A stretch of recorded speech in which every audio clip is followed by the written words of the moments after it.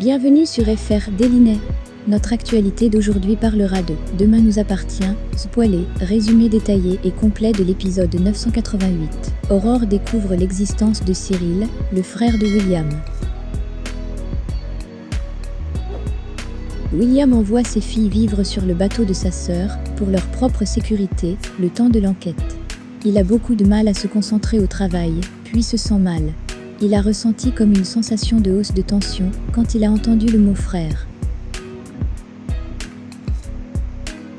Plus tard, il demande à sa mère si elle se souvient qu'il voulait un petit frère puis lui avoue qu'en ce moment, il ne va pas très bien parce qu'il y a trop de secrets dans la famille.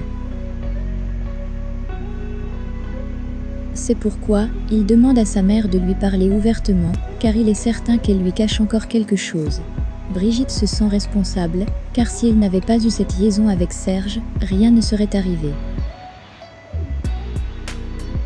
Brigitte est inquiète pour ses enfants, mais Régis est persuadé que Cyril ne s'en prendra pas à eux. Brigitte veut cependant retrouver Cyril pour le raisonner, ce qui est impossible pour Régis. En effet, ce dernier considère que Cyril est complètement devenu fou, et que le Cyril qu'ils ont connu est mort depuis longtemps. Les policiers poursuivent leur enquête et progressent.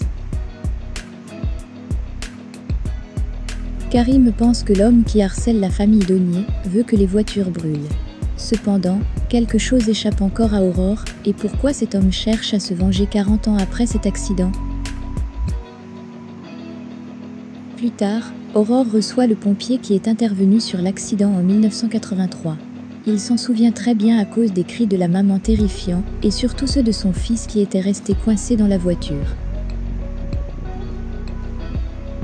C'était pendant que la voiture brûlait. Aurore apprend alors que seul, un des deux enfants s'en est sorti.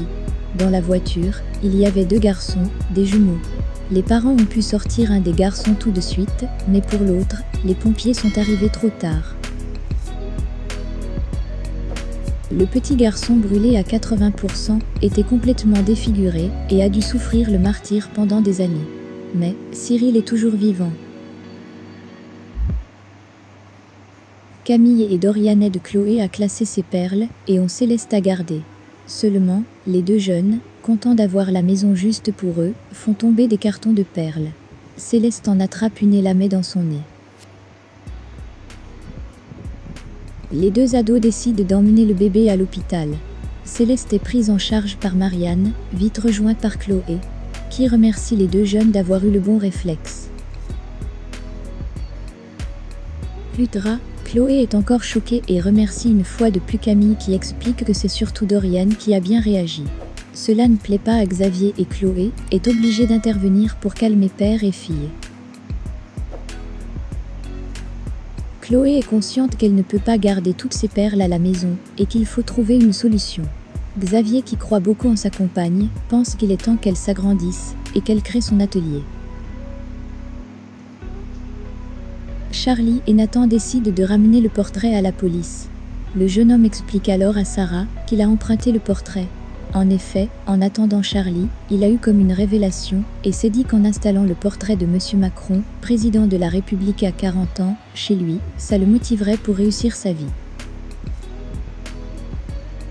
Sarah, dubitative, sait parfaitement que Charlie et Nathan se fichent d'elle-même si tous les deux lui disent le contraire.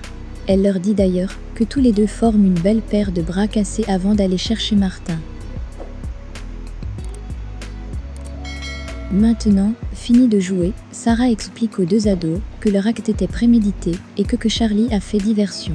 Martin décide de faire mariner ces deux jeunes et, prétextant n'avoir pas le temps de s'occuper d'eux, les fait patienter en les faisant s'asseoir dans un coin, assis sur une chaise.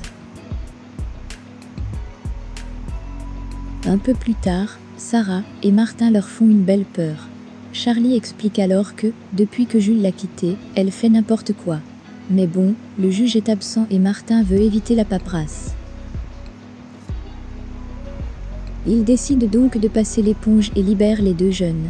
Seulement, il ne veut pas les revoir au commissariat et demande à Nathan, qui ne sait comment le remercier, d'arrêter ses conneries. Les deux ados s'en vont rapidement. Martin et Sarah sont très contents de Charlie a compris la leçon et ne veut plus suivre son compère dans ses coups foireux. Merci d'avoir regardé et à la prochaine vidéo. N'oubliez pas de vous abonner à notre chaîne. En attendant, faites-nous part de vos commentaires dans la section commentaires ci-dessous.